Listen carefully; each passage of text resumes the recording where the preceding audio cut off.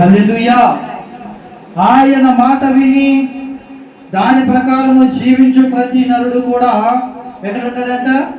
ఆయన రాజ్యంలో ఉంటాడు. హల్లెలూయా.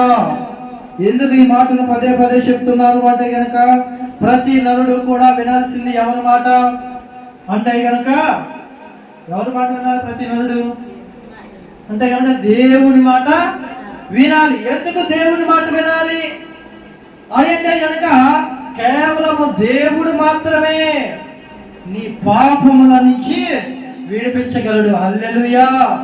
కేవలం దేవుడు మాత్రమే మన బ్రతుకులను మార్చగలడు. కేవలం దేవుడు మాత్రమే మనల్ని స్వస్థపరచగలడు.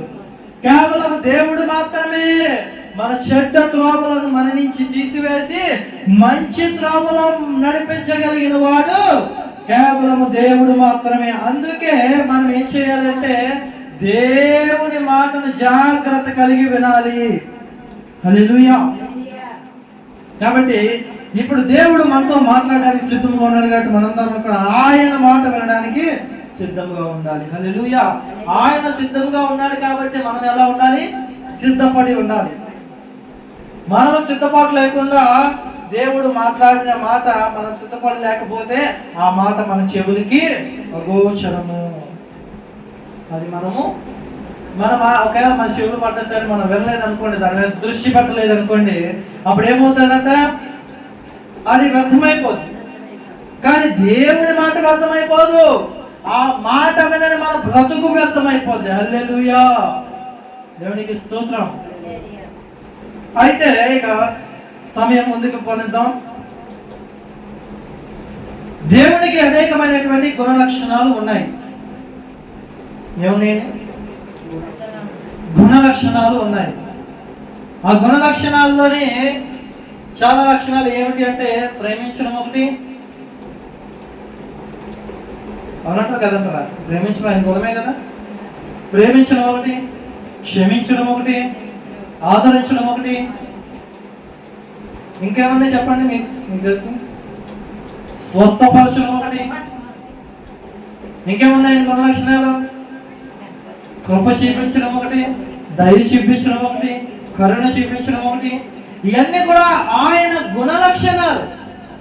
అయితే ఆయన గుణ లక్షణాల్లో ఈరోజు మనము ఒక దాని గురించి ప్రస్తావించుకుందాం. అది ఏమిటి అంటే కనుక ఆయన ఎవరు అంటే స్వస్థపరచువాడు. హల్లెలూయా. ఆయన ఎవరంట? స్వస్థపరచువాడు. దేవునికి స్తోత్రం. అయితే ఎప్పుడు స్వస్థపరుస్తాడు? ప్రతి వారు స్వస్థత కోరుకుంటారంటారా? ఖచ్చితంగా అనారోగ్యంతో ఉన్న ప్రతి వాడికి స్వస్థత కావాలి. అవునంట కదా. స్వస్థత అనేది చాలా ప్రాముఖ్యమైనది. దేనికి స్వస్థత కావాలి అంటే కనుక ఆరోగ్యానికి స్వస్థత కావాలి. అందరికీ తెలిసింది ఇదే. కానీ దేవాది దేవుడు అది చేస్తాడు, దానితో పాటు ఇంకేం చేస్తాడంటే పాపములో ఉన్న వారిని పరిశుద్ధ స్వస్థత చేస్తాడు. హల్లెలూయా. ఎలా చేస్తాడు? పాపములో ఉన్న వారికి పరిశుద్ధ స్వస్థత చేస్తాడు. తాగుబోతు జీవితంలో మునిగిపోయిన వాడిని విడిపించి మంచి ఆరోగ్యంతో నింపి నడిపించేటువంటి స్వస్థత చేస్తాడు. అప్పటి వరకు దొంగతనాలు చేయాలనేటువంటి లక్షణం కలిగిన వారికి ఆ జ్ఞానోదయం ఎప్పుడైతే కలిగిందో, అమ్మో దేవుడు నన్ను చూస్తున్నాడు అని ఎప్పుడైతే దొంగతనం చేసేటప్పుడు అనిపిస్తుందో అప్పుడు ఆయనకి ఏం కలుగుతుందంట? ఆ దొంగతనం నుంచి విడిపించే స్వస్థత చేస్తాడు. అనేకమైనటువంటి స్వస్థత చేస్తాడు. హల్లెలూయా. కానీ ఎప్పుడు ఆయన స్వస్థత చేస్తాడు? అందరూ జాగ్రత్తగా వినాలి. నా వైపు చూడండి అందరూ కూడా. ఎప్పుడు ఆయన స్వస్థత చేస్తాడు అంటే కనుక చూద్దాము. మార్కు సువార్త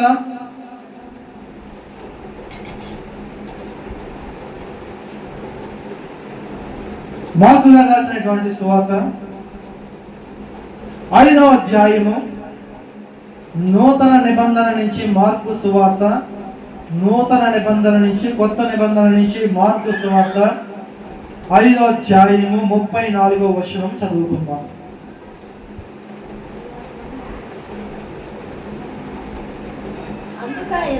అందుకు ఆయన కుమారి నీ విశ్వాసము నిన్ను స్వస్థపరిచెను, సమాధానము కలదాని వైపు నీ బాధ నివారణ అయి నీకు స్వస్థత కలుగుగాక అని ఆమెతో చెప్పాను. హల్లెలూయా. ఇక్కడ మనకి ఒక వ్యక్తి కనబడుతుంది. ఎవరు ఆమె అంటే స్త్రీ. అందుకే అక్కడ ప్రభు వారు అంటారు కుమారి అని పిలుస్తున్నారు. ఎవరిని పిలుస్తున్నాడు కుమారి అని అంటే కనుక చూద్దాం. చూడండి 25వ వచనంలో నుంచి చదువుదాం. అదే అధ్యాయము 25వ వచనంలో ఎవరిని కుమార్తె అని పిలుస్తున్నాడు దేవుడు అని అంటే కనుక 12 ఏండ్ల నుండి రక్తస్రావ రోగము కలిగిన ఒక స్త్రీ ఉండెను. ఆమె అనేక వైద్యుల చేత ఎన్నో తిప్పలు పడి తనకు కలిగినదంతయు వ్యాయము చేసుకొని ఎంత మాత్రమును ప్రయోజనము లేక మరింత సంకటపడెను. ఆమె చాలండి, సంకట పడిన వరకు చాలు, తర్వాత చదువుదాం. ఇక్కడ చిన్న మాట మనకి కనబడుతూ ఉంది. ఆ మాట తెలియజేసుకునే ముందు చిన్న ప్రార్థన చేసుకొని మనం ముందుకు వెళ్దాం. కళ్ళు మూసుకుందాం, ప్రార్థన చేద్దాం. సర్వాశీర్వాదాలకు కారణభూతుడు అయిన ప్రియ పరలోకపు తండ్రి, నీకే స్తోత్రాలైనా. ఇదిగో ఉదయకాల సమయంలో ఇంతవరకు అయా పాటలు పాడి బిడ్డలు నీ యొక్క అయా ఇదిగో తండ్రి నిన్ను మహిమపరిచి ఉన్నారు. నీకు వేలాది స్తోత్రాలు నాయన. ఇదిగో తండ్రి ఇక మేము ముందుకు వెళ్తున్నాము నాయన. ఇదిగో తండ్రి నీ మాటలు మేము ధ్యానించుకోవడానికి ఇష్టపడుచున్నాము నాయన. ఆ మాటలను మాకు తెలియజేసి మా బ్రతుకులను మార్చమని నజరేయుడైన యేసుక్రీస్తు నామములో అడుగుచున్నాము ప్రియ పరలోకపు తండ్రి. ఆమేన్. హల్లెలూయా, హల్లెలూయా. అందరూ జాగ్రత్తగా వినండి. ఇక్కడ మాటలు, ఇక్కడ ఒక స్త్రీ ఉంది. ఆమె ఇంచుమించుగా 12 సంవత్సరముల నుంచి రక్తస్రావం కలిగినటువంటి స్త్రీ. ఆమెకి ఆ రక్తస్రావం అవడం మొదలైన దగ్గర నుంచి కూడా ఆమెకి అది ఆగుతలేదంట. ఆమెకి స్వస్థత అనేది లేకుండా పోయింది. ఆమె రక్తస్రావం అవడం వల్ల బలహీనం అయిపోతుంది ఆమె ఆరోగ్యం. అయితే ఆరోగ్యం బలహీనం అయిపోతుండటంతో ఆమె ఏం చేసిందంటే అనేకమైనటువంటి వైద్యుల దగ్గరికి వెళ్ళి చూపించుకుందంట. తన ఆరోగ్యము బాగుపడుతుందేమోనని. ఎవరైనా డాక్టరు నన్ను బాగు చేస్తాడేమోనని చెప్పేసి ఎన్నెన్నో హాస్పిటల్స్ తిరిగింది. ఈరోజు అలా తిరిగి వాళ్ళు లేరంటారా? చాలా మంది ఉన్నారు కదా. కాలు నొప్పులని, ఒళ్ళు నొప్పులని, జ్వరం అని, తలకాయ నొప్పి అని అంటారు కదా, అంటారా? లేదంటే గ్యాస్ట్రిక్ పెయిన్ అని, షుగర్ అని, బీపీలని, ఇంకా ఏంటి, ఇంకా చాలా ఉన్నాయి. కిడ్నీలో రాళ్ళని, గ్యాస్ట్రిక్ పెయిన్ అని, ఇలా చాలా మంది ఏం చేస్తున్నారంటే హాస్పిటల్ చుట్టూ తిరుగుతున్నారు. వాళ్ళ దగ్గర ఉన్నటువంటి ధనవంతయు ఖర్చు చేస్తున్నారు. ఈమె వలే. కానీ ఎక్కడికి వెళ్ళినప్పటికీ ఈమెకి ఏమి లేదంటే స్వస్థత లేదు, స్వస్థత లేదు. ఆమె దగ్గర ఉన్న ధనమంతయు ఖర్చు చేస్తుందంట. ఎన్నెన్నో హాస్పిటల్ తిరిగింది, ఎంతో డబ్బు ఖర్చు పెట్టింది. కానీ ఆమె కొన్నటువంటి ఆ వ్యాధి, ఆ రోగం ఏదైతే ఉందో అది తగ్గలేదు. ఎక్కడికి వెళ్ళినా మందులు ఎత్తున్నారు, టెస్టులు చేస్తున్నారు, అన్ని చేస్తున్నారు, కానీ ఆ రోగము తగ్గుతలేదు. అయితే ఏమైంది మరి, ఎలా తగ్గింది ఆమె రోగము అని అంటే కనుక ఆ టైంలో ఆమె ఎంతగానో చింతిస్తూ సంకటం చెందుతున్నా అంటే దుఃఖపడుతూ ఉందంట. ఆమె ఇంకా నిరాశ స్థితిలోనికి వెళ్ళిపోయింది. నిరాశ స్థితిలోనికి వెళ్ళిపోయింది ఆమె. ఇక నా రోగాన్ని బాగు చేసే నరుడు లేడు, నా రోగాన్ని బాగు చేసే డాక్టరు లేడు, నా పరిస్థితి ఇంకా ఇంతే, నేను ఇంత బలహీనతలో ఉండిపోయి ఇలాగైనా మరణించాలేమో, నేను బ్రతుకులన్ని దినములో కూడా ఇలా దుఃఖంతోనే ఉండాలేమో, ఈ భయంకరమైన రోగం ఏమిటి నన్ను తినేస్తుంది, ఈ బాడీలో పెయిన్స్ ఏంటి నన్ను తినేస్తున్నాయి, ఈ షుగర్ వ్యాధి ఏంటి నన్ను తినేస్తుంది అని దుఃఖపడుతున్న సందర్భంలో ఒకానొక టైంలోని ఒకానొక వ్యక్తి వచ్చాడంట. చూద్దాం, చూడండి 27వ వచనం.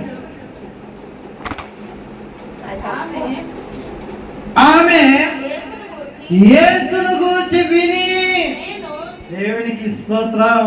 ఎవరి గురించి విన్నదంట? నజరేయుడైన యేసు ప్రభు గురించి విన్నదంట. జాగ్రత్తగా వినండి నా మాటలు. నా వైపు చూద్దాం, అందరూ కూడా నా వైపు చూడండి. ఇక ఆమె ఏం చేస్తుందంట? ఇలా చింతిస్తున్న టైంలో ఒకనొకరి గురించి విన్నదంట. ఎవరి గురించి అంటే గనక స్వస్థపరిచేటువంటి యేసు క్రీస్తు గురించి విన్నదంట. హల్లెలూయా.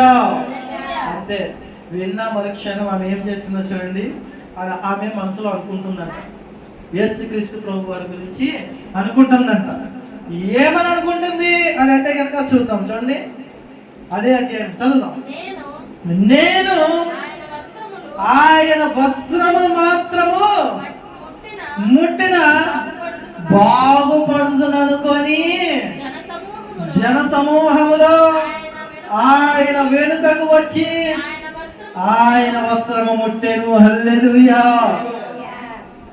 చూడండి, యేసుక్రీస్తు ప్రభు వారి గురించి తెలుసుకున్న మరుక్షణము ఆమె అనుకుంటుందంట, నేను ఆయన దగ్గరికి వెళ్ళి